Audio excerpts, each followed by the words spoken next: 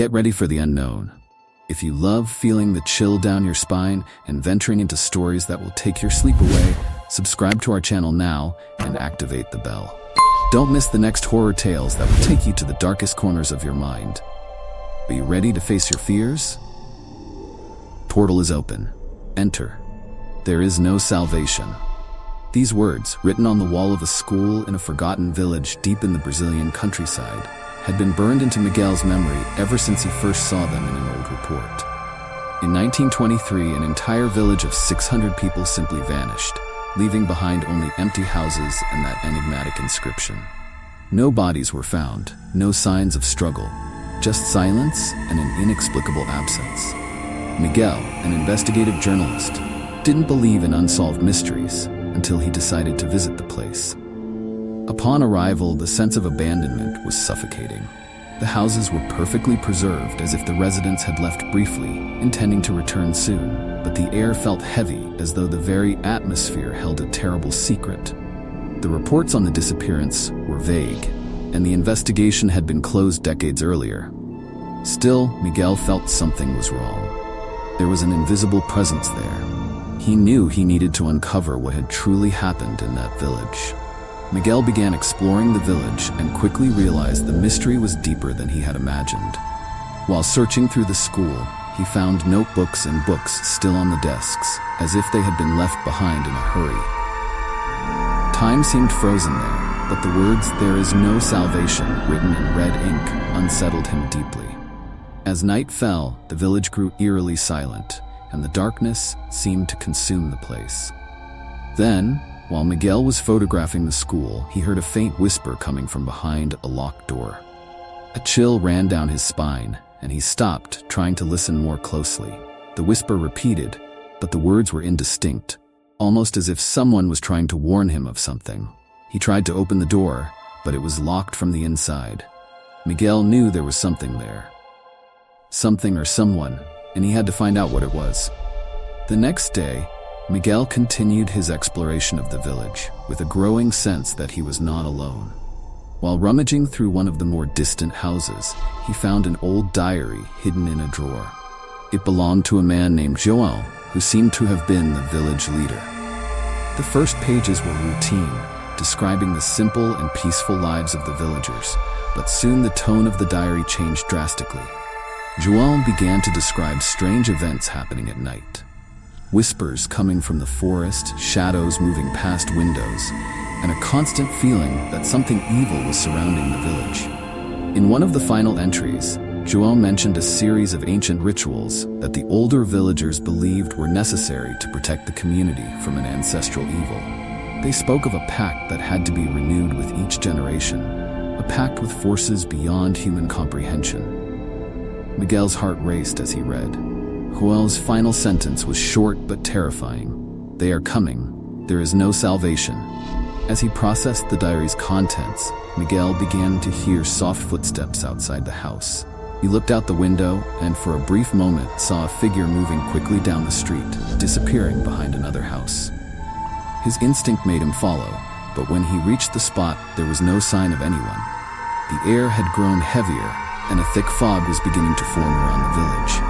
Miguel started to realize that the disappearance of the 600 people had not been a simple tragic event, but something much more sinister. The stories of rituals, the pact mentioned by João, and the growing feeling of being watched made him uneasy. Determined to uncover the truth, he returned to the school and, with tools he had brought, forced open the locked door. Inside, he found something that left him breathless. A circle of symbols drawn on the floor, and, in the center, a pile of bones. The bones in the center of the circle were arranged in a strange pattern, as if they were part of a macabre ritual. Miguel felt a deep cold fill the room, as if he had awakened something that should have remained forgotten. He picked up one of the bones, and the coldness intensified, almost as if the walls around him were closing in. The whisper he had heard the day before returned, louder now, and this time the words were clear. "You shouldn't be here." Terror gripped Miguel, but he forced himself to continue. There were more questions than answers, and he knew João's diary was only the beginning. With the circle disturbed, Miguel felt the village change. The silence became oppressive, and he started to get the impression that the shadows around him were moving on their own. At every corner, he seemed to see figures slipping quickly by, disappearing as soon as he turned to face them. As he tried to process what was happening, Miguel returned to the central house of the village, where he believed the elders' council used to meet. There, he found strange inscriptions on the walls, similar to the symbols in the school's circle. They told the story of an ancient cult that had made a pact with unknown forces to protect the village from disaster. The price? A periodic sacrifice, something they had failed to fulfill when the 600 people disappeared. Miguel began to realize what had really happened. The pact had been broken, and the forces with whom the villagers had bargained had returned to claim their due. The disappearance was not a choice, it was a sentence, and now it seemed like he was about to meet the same fate. At the moment he grasped this, the whispers turned into distant screams, as if the 600 souls of the village were crying out for help. With João's diary in hand, Miguel returned to the school. There was something about those symbols he still didn't understand. The distant screams continued to echo in his mind, and he knew time was running out.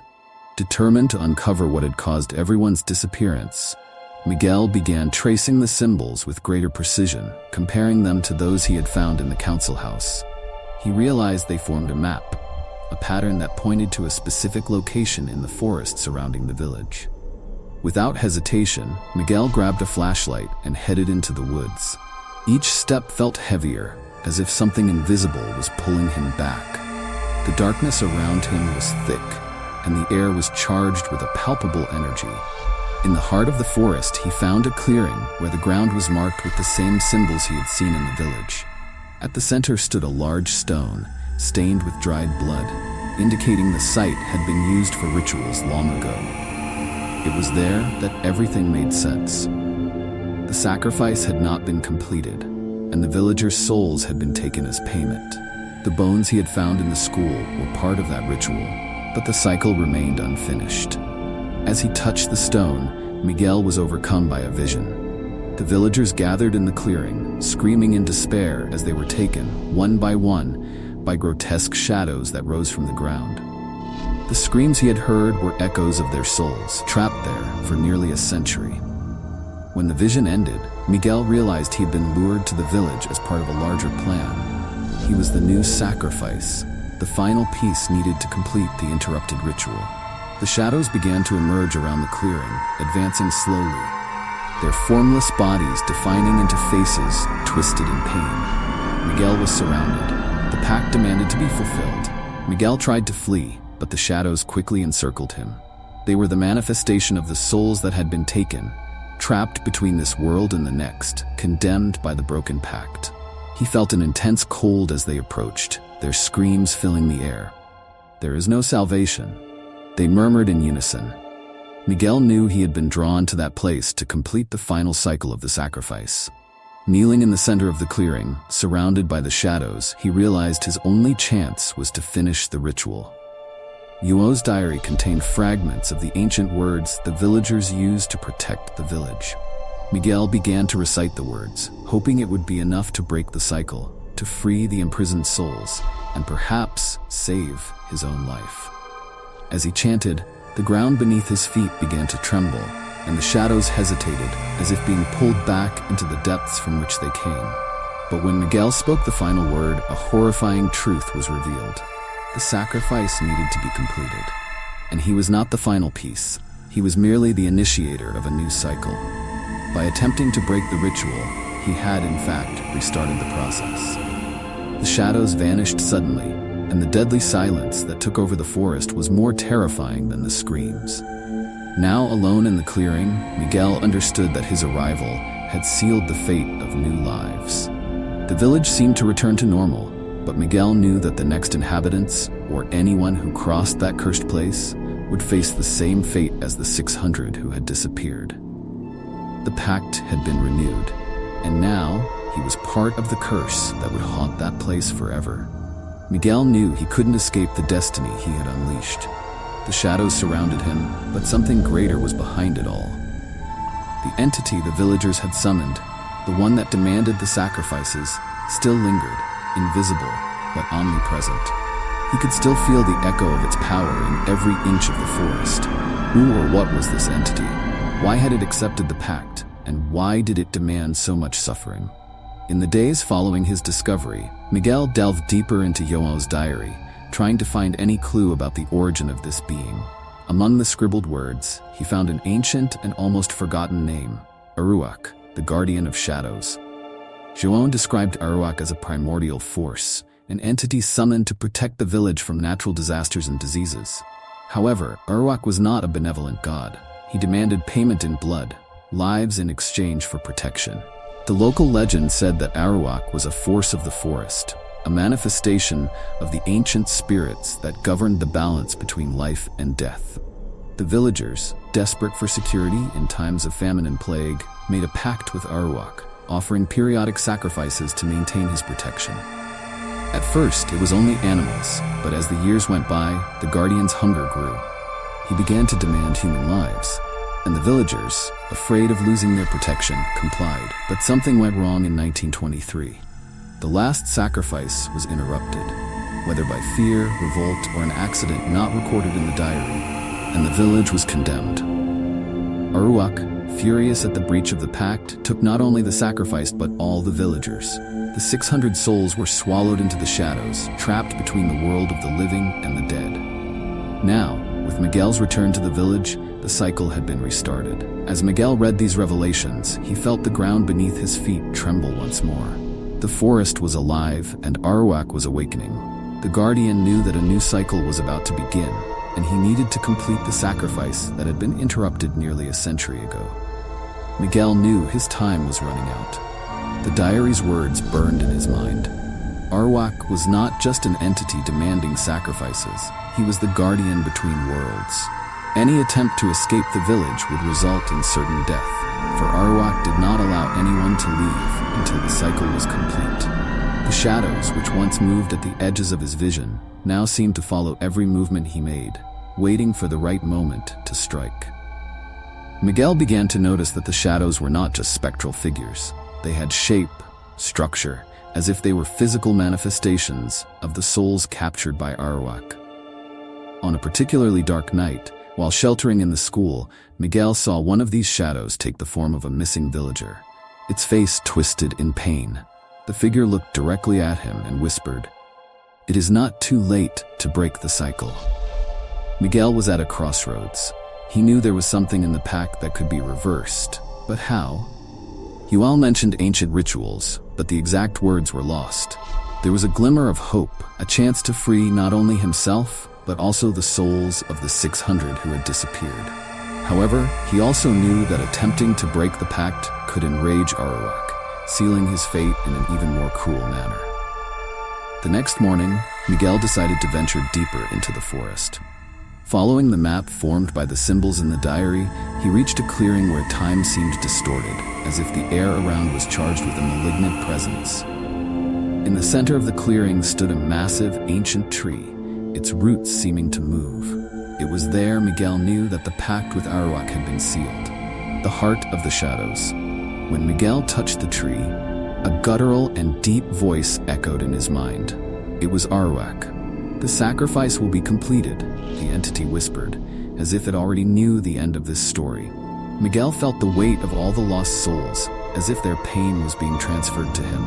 The guardian was near, and Miguel needed to find a way to destroy that bond before it was too late. Back in the village, Miguel knew that the cycle of sacrifices could not be broken without a cost. Aruak was not an entity that could simply be defeated. He was part of the essence of the forest, a primitive force hungry for lives. Miguel remembered something João had written in one of his last notes. Aruak takes what is his, but can be deceived. The challenge was figuring out how to deceive such an ancient and powerful entity. That night, Miguel had a disturbing dream. He found himself in the center of the village, surrounded by the 600 missing villagers, their faces pale and empty. Beside him, a hooded figure held a black wooden staff. "I am the herald of Aruak," the figure whispered, its voice echoing like the wind. "The cycle must be completed, but you have a choice. Sacrifice yourself and the souls will be freed. Or flee, and Arawak will take more lives to balance the pact. Miguel woke up sweating with a dry throat.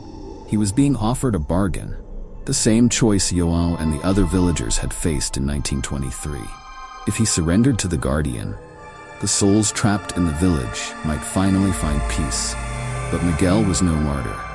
He wasn't sure if Arawak's promise was true or if the entity would just use him to continue the cycle of pain. However, an idea began to form in his mind. What if he could redirect the sacrifice? What if, instead of surrendering or fleeing, he could use Arawak's own power against him? Miguel returned to the circle of bones at the school, where he had first felt the malevolent presence. He traced the symbols he had seen on the tree and began preparing a reverse ritual. It wasn't a sacrifice Arawak expected, but a trap Miguel would deceive him. That night, Miguel began the ritual, knowing that if he failed, it would be the last thing he ever did. When Miguel recited the final words of the ritual, the air around the village seemed to freeze in time.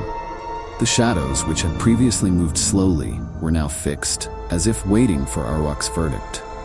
Miguel stood in the center of the circle of bones, feeling the Guardian's presence growing stronger, closing in from all sides.